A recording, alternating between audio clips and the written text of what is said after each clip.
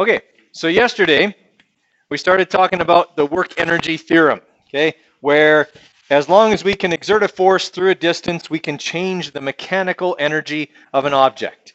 Okay, we can change the potential energy, we can change the kinetic energy, or we can change both. All right, and we were looking yesterday at what potential energy was and what affected it. And then we ended off the day with my rant about the relationship between speed and kinetic energy and how that relates to stopping distance. Okay, and we were talking about how that's an exponential relationship. All right, so where we left off was looking at the formula for kinetic energy, which is EK equals 1/2 times the mass times the speed squared. Right, so this formula right here. All right, so we have to remember that obviously with an increase in mass, there could be an increase in energy because obviously a more massive object has more ability to do work than a less massive object, right? But along the same token, an incredibly fast object has way more ability to do work than a slow-moving object, right? And this has kind of been the science behind a lot of development in like the area of weaponry and things like that. Okay, very early on, we used large, heavy projectiles to damage things, cannonballs. Okay, that was way back. Cannonballs weren't even explosive. Okay, they were just big spheres of lead that we fired at stuff and hoped that their kinetic energy would cause damage, okay, breaking walls or sinking ships or whatever.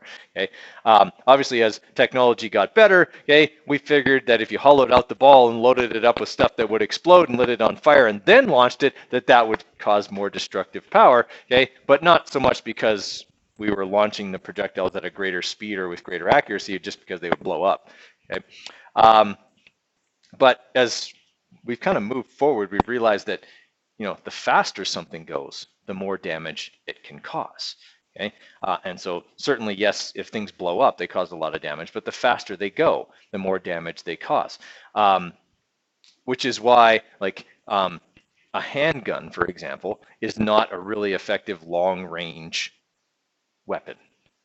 Okay, because yes, it can fire a bullet fairly fast, but not nearly as fast as a rifle can fire a bullet. Okay? A rifle is far more dangerous, especially at long range, than a pistol would be, simply because the bullet moves faster. Okay, everyone kind of follow me there?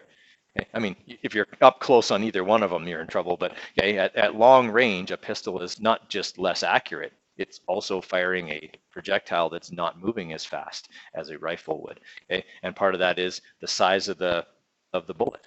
Okay, a rifle fires bullets with more explosive, okay, with more gunpowder, so it launches them at a higher rate of speed than a pistol, which by necessity has to fire smaller bullets. Okay, so they don't move as fast. But of course, a pistol isn't designed to be used at long range.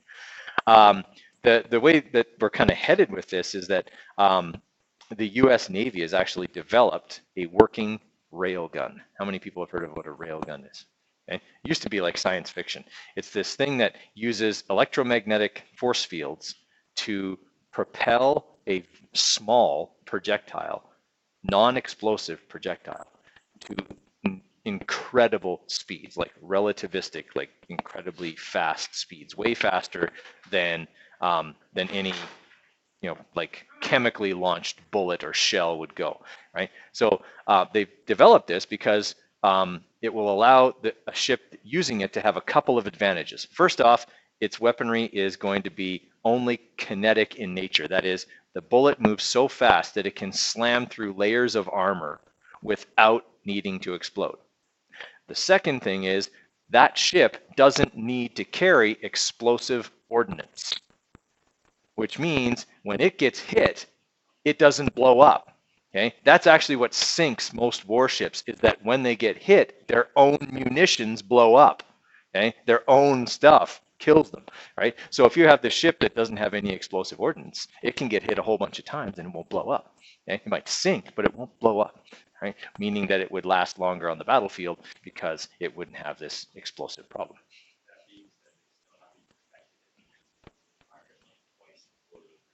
Yeah, exactly. It's still very early on in its development, but the fact that they've built one is pretty cool. Okay. Yeah.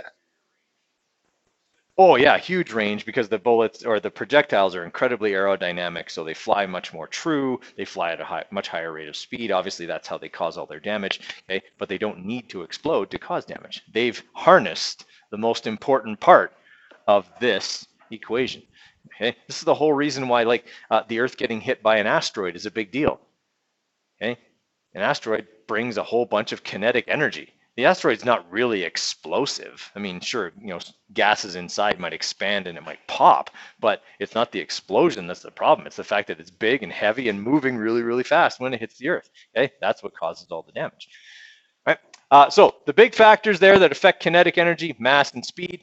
Okay, and again, we still get units of joules, okay, when we use this equation here. All right, and this is what we went over yesterday. So we'll skip that. All right, so I want you to copy this example down, and then we're going to walk through it together. This is our first example of a work-energy theorem problem, okay? And this one involves changing the kinetic energy of an object. So I'll give you a minute or two here to get that one copied down, and we'll walk it through. All right, so the formulas involved with a work-energy theorem question are going to be the two energy formulas, one or the other. You'd never use both in Science 10, but in Physics 20 you would. So you would have to decide from the context of the question whether potential energy is changing or kinetic energy is changing. Right? How would we tell that? If kinetic energy is changing, what about the object's going to change in the question? Its speed, right? So, okay, so if the question is talking about something being accelerated or its speed changing from this to this or something like that, then we're talking about a change in kinetic energy. If it's talking about the object being lifted or falling or something like that, where there's a change in height, then we're talking about a change in potential energy because height is involved in that one. All right, so we have to read the question carefully and decide, is kinetic energy changing or is potential energy changing in this question? All right, the other formulas that could be involved or that will be involved will be that work is force times distance. Okay, because that's the formula for work. Okay, the greater the force I apply, the more work is done. The greater the distance, the more work is done. All right, so work is a change in energy, final minus initial. Okay, and that equals force times distance. So what we end up putting in here for final minus initial is one of these formulas. Okay, the final kinetic minus the initial kinetic, or the final potential minus the initial potential. All right, so let's kind of see what it looks like for this question here. So we have a rubber band that is stretched 0.85 meters. What did they just give me there? A distance, yeah. Okay, it was measured in meters, so it's a distance, 0.85 meters, by a force of 60 newtons. N stands for newtons, by the way. All right, so what did they just give me there? Force, right? They said a force of 60 newtons. All right, so they just gave me force. Okay, at what speed would it propel a 0.125 kilogram ball? Mass.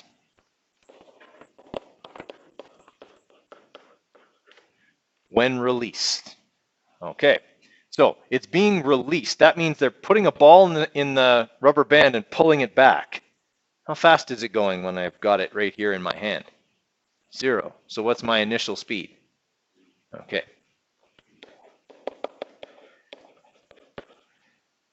All right, so in this question, does it take work to stretch the rubber band? Yes, work is being done. There's a force, there's a distance, work is definitely being done. What kind of energy is being changed here? The kinetic, because they're asking me what speed does it reach when it's released? All right, it's not talking about how high it will go or anything like that. It's how fast. How fast means, okay, that we're talking about work being a change in kinetic energy. Okay, that's what we have to get from the context of the question. The hardest part of work-energy theorem questions is reading the question. Okay, getting what I need out of the question. The math is very easy. Okay, the algebra here, really simple. The hardest part is figuring out what the question told me. Okay, so I've got work is changing the kinetic energy of the ball. Okay, so I'm just going to start expanding this formula out. This is the work-energy theorem here, but I need to expand it out. The formula for work is force times distance. to calculate the change in kinetic energy, I need to take the final and subtract the initial. All right, so that's going to mean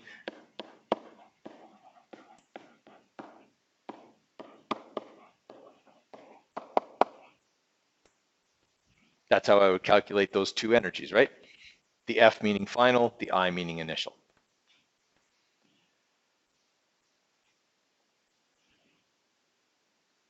Okay, what am I looking for in this question? Right, the final velocity. I'm looking for VF. Now, can I make this formula a little less busy?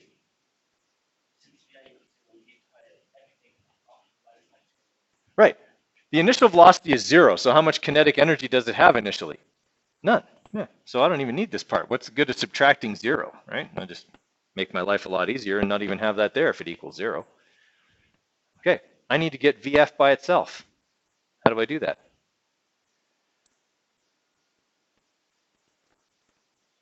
Okay, divide by mass and divide by 1/2. Yeah, I got to move them both, right? So I'm going to divide both sides by half of m. Okay, just following my rules of algebra here. Okay, that gives me VF squared. What do I want? Right, I want VF, so I need to take the square root. Okay, that's all the manipulation there is, right? I divided two things over and square rooted, that's it. Right, so now I can plug in my numbers. VF will equal the square root of 60 newtons times 0.85 meters divided by 1/2 times 0.125 kilograms. Okay, caution here. When entering this into your calculator, you have to outsmart your calculator. Okay, it's going to want to do order of operations, and you don't want it to. Okay, so I would not do this in one step with a whole bunch of brackets. Okay, if it were me, I'd do it one step at a time. So I'm going to find out what the top is. I'm just going to go 60 times 0.85. Okay, I got that. Now I'm going to divide that by, and this I am going to put in brackets, 0.5 times 0.125. Okay, and then I'm going to square root that.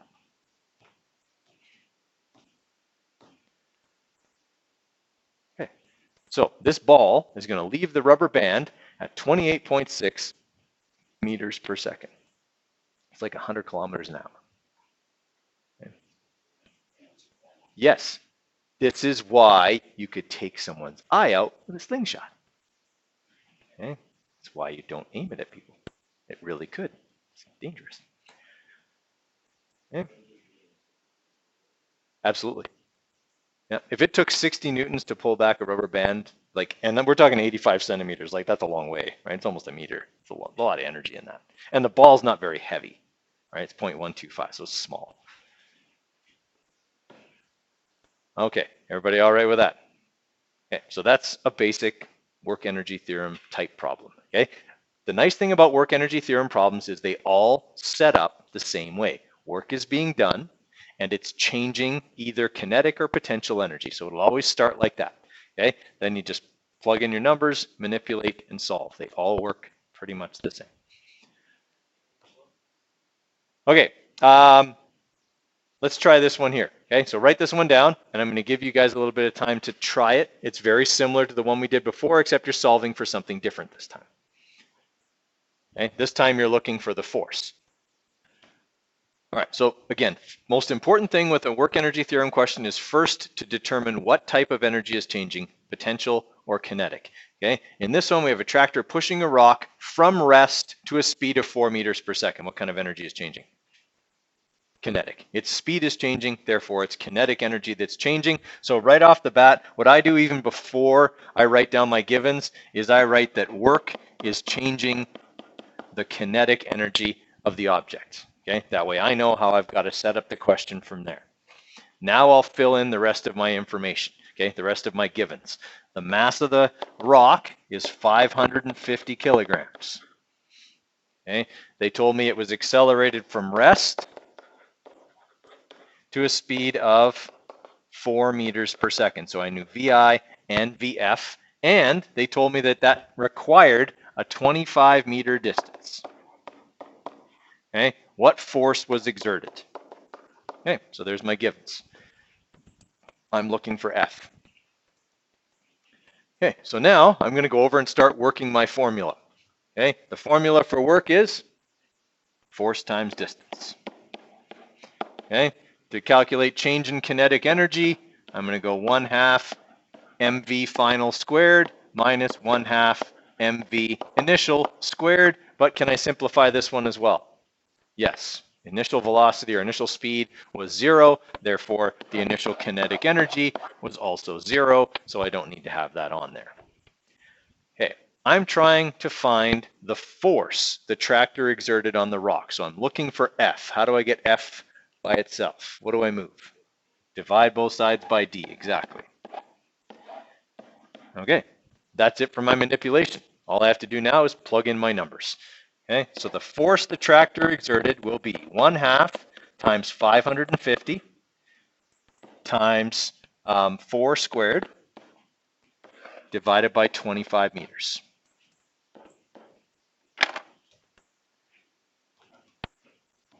Okay, so we got 0.5 times 550 times 4 squared divided by 25.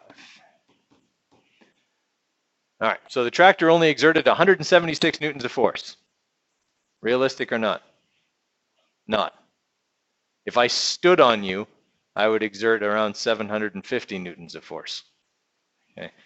This is what happens when you don't take into account all the things that occur in the real world, like friction, for example. Okay, that makes this job obviously way more difficult, and the tractor has to exert way more force than that. Okay, but that's what we got, 176 newtons. Don't worry, on a test I would make sure numbers made sense. Okay, in a question I would make sure the numbers made sense. Questions on that one? Okay, so that one worked pretty much like the first one, right? Okay, so on this one, I have a mail carrier who picks up a 10-kilogram package on the 3rd floor of a building where they are 30 meters above the ground. Then they take it and deliver it to the 10th floor, which is 100 meters above the ground. How much work is done? Okay, what kind of energy is changing in this question? Potential. They're changing the height of the package. Okay? They're taking it from 30 meters to 100 meters. There's no mention of changes in speed.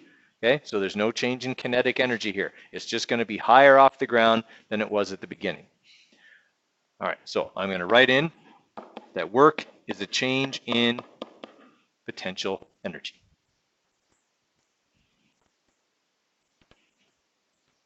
Sorry, I'll give you a chance to write down the question, then I'll walk through the rest of it here. Okay, so let's write down our givens now. We know that the work being done here is changing the potential energy of the package. Okay, they tell me that the package has a mass of 10 kilograms, so that's one of my givens, right? And then they tell me that they take it from 30 meters to 100 meters. What are those two numbers? Heights, right? Initial and final heights. So my initial height will be 30 meters and my final height will be 100 meters. Okay, everybody all right with that? Okay. So the question wants to know how much work is done. Okay, now they don't give me a force or a distance here, do they? I mean, they kind of give me a distance. It could be 70 meters, but they don't give me a force. So since I'm looking for work and don't have force, I'm probably not going to use force times distance here. Agreed? Okay, but can I do this?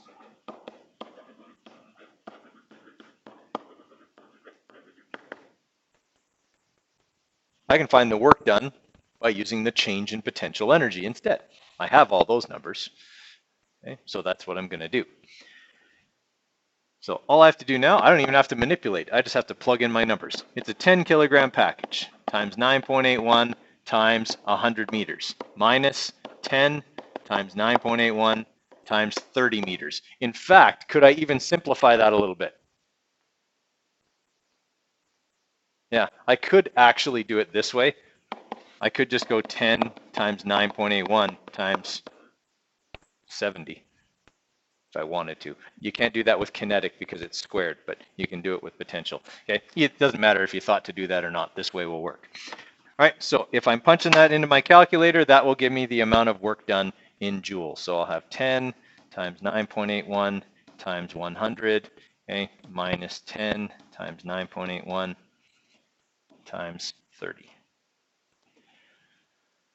All right, so this is going to require 6,867 joules worth of work.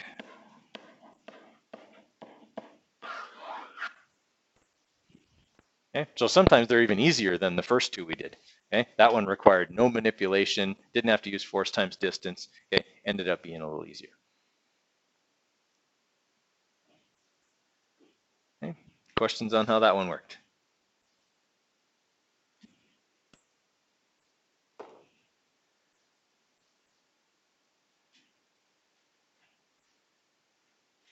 All right, I want you to try this one. It's a little trickier.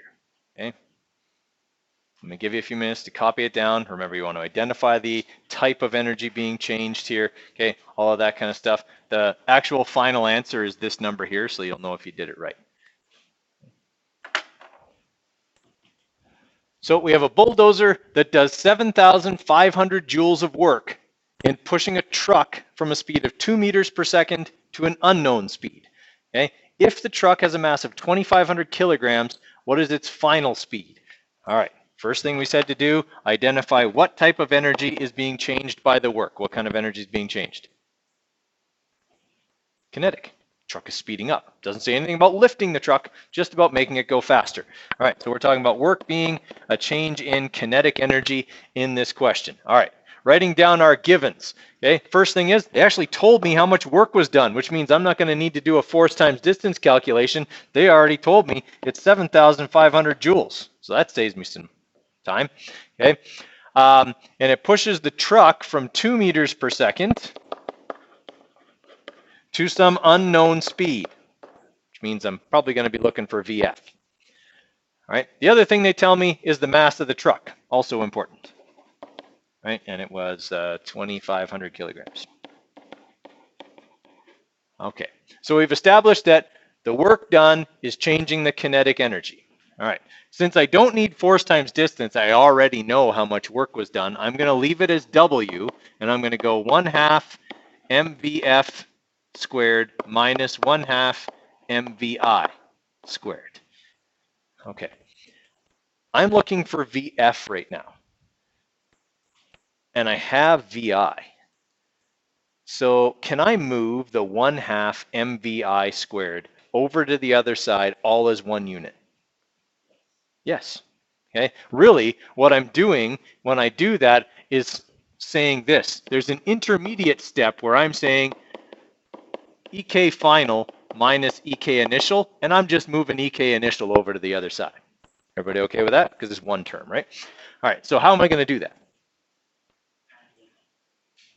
Right, I'm subtracting this. So I'm going to add the whole thing over to the other side. So I'm going to go the work plus the initial energy equals the final energy. That should make sense logically, right? If I take the amount of energy I had at the start and add the amount of work I did, that should give me the final energy. Everybody okay with that line of reasoning? All right. Now, I want to get VF by itself. I still have the half and the m here, and I'm multiplying them. So how do I get them over to the other side? Divide. All right. Here's where people often make a mistake. They see that there's a half m on the bottom and a half m on the top. Can I cancel them? No.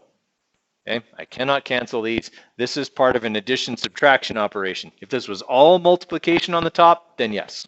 Okay, but it's not, so I can't do that. All right, that gets me VF squared. I just want VF. So I'm going to take the square root. Now I've got the formula for VF. Okay, so does the algebra get a little bit hairy? A little bit. Okay, it's not too bad, but there's a bit of algebra to do here. So when I'm plugging in my numbers now, okay, VF is going to equal the square root of 7,500 joules, the amount of work that was done, plus 1/2 times 2,500 times 2 squared. That was my initial speed, right? And they told me it was 2 meters per second. And then I'm going to divide by half of m. Sorry, by half of 2,500. I know what m is. Sorry. All right, and that'll get me VF. So again, I wouldn't try and do that all in one step with a bunch of brackets. I would do it a piece at a time. So I'm going to go 7,500 minus 0.5 times 2,500 times 4, 2 squared. Okay, and then I'm going to divide that by 0.5 times 2,500. Okay, and that gives me, oh, that would be why. So that came out kind of small. 7,500 plus 0.5 times 2,500 times 4. Sorry, try that again. That's better. Okay, and then I'm going to divide that by 0.5 times 2,500. And then I'm going to square root that.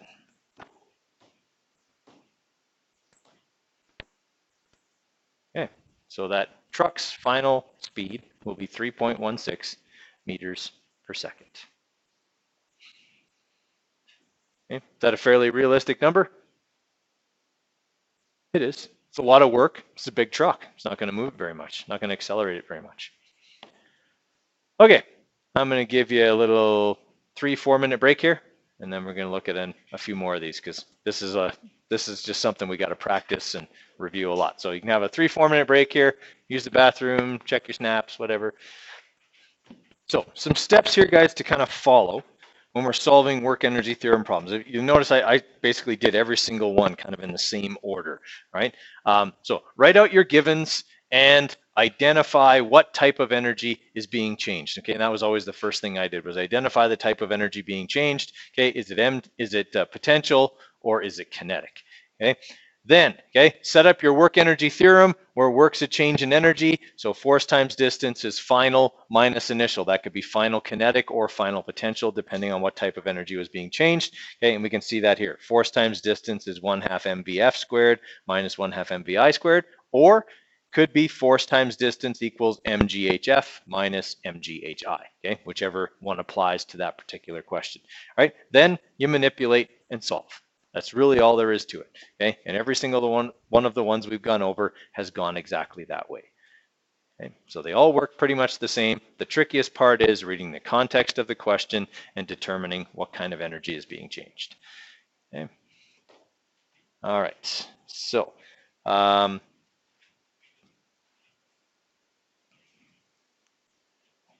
right, let's have a look at this one together because it's a little bit different. Okay, so. All right, so on this one here, okay, I'm using an unknown force to lift a 50 kilogram mass to a height of 1.5 meters. How much force was used? Okay, so we're looking for how much force would be used to lift something to a certain height. The weird thing about this one is when I set it up, first off, what kind of energy is changing? Potential, because we're lifting it, right? So work is the change in potential energy, which is going to mean force times distance equals m times g times hf minus m times g times hi. All right. Now, it's being lifted from the ground. So my initial height is 0. Okay. So I don't need to even worry about this part of the equation. Here's something that's strange about this. When I lift something, the distance over which I exert the force and the height that changes are the same. Okay? Whenever I'm lifting something, whatever height I lift it to is also the distance over which I exerted the force. So this number, D, and this number, HF, are the same. Okay? Here's the other weird thing about this. M times G calculates the force of gravity. That's why these are equal. The force I'm working against is gravity. So the distance over which I exert my force is also the height over which I do the work. Okay? That's why this formula works out the way it does. Okay? Those things are equal because they're saying exactly the same thing. Force times distance equals force times distance. Okay? It's just the force of gravity times a vertical distance, the height. Yes, yeah, I canceled the HI here because it was 0. Well, I mean, yes, they're equal. I'm looking for the force. So yeah, when I bring it over here, yes, when I go HF divided by D, it's 1.5 divided by 1.5. It will cancel mathematically. Okay, and then I'll just be left with, if I take mass and multiply it by gravity, I'm done. Okay, I have my force of gravity. So it's kind of a weird question. It doesn't come up very often, but it's important to realize kind of what we're doing when we lift something. When we lift something, we're doing work against the force of gravity. That's how we give something gravitational potential energy. Okay. All right.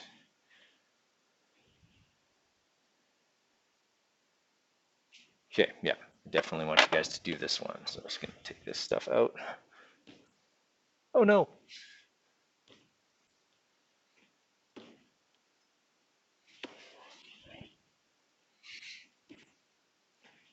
All right, I want you guys to try this one. Okay, it's an inclined plane, but it's still work is changing energy question. All right, so I want you guys to give it a try. Okay, see how you do on that, and then we'll walk through it together here in a minute or two. So we talked about the purpose of an inclined plane yesterday, right? An inclined plane allows us to change the potential energy of an object, that is, do work on it, by using less force over a greater distance than lifting it. Okay, so we're changing in this one the potential energy because we're going from the bottom of the ramp to the top of the ramp. So the work being done is changing the potential energy. All right, so that's going to mean force times distance equals EP initial, or sorry, EP final minus EP initial. All right, let's write down our givens here. All right, so we have the mass of the box, 35 kilograms, okay? And we know the force being used to push it up the ramp is 150 newtons, okay? And we know that the distance is 25 meters, okay? How much higher is the box than it was at the bottom of the hill? What's the height of the box at the bottom of the hill? 0. All right, so my initial height is 0, and I'm looking for my final height, okay? Like so. All right, so that's going to mean force times distance equals m times g times h final minus m times g times h initial, which I don't need to write because it's 0, right? The initial height's 0. All right, so all I'm doing now is looking for hf. So what do I have to do with m and g? Divide them. Okay, now I'm finding HF, right? It's actually a pretty easy mathematical question. It's just a matter of getting to this point. So we have 150 newtons times 25 meters divided by 35 kilograms times 9.81. Right? That'll give us our final height.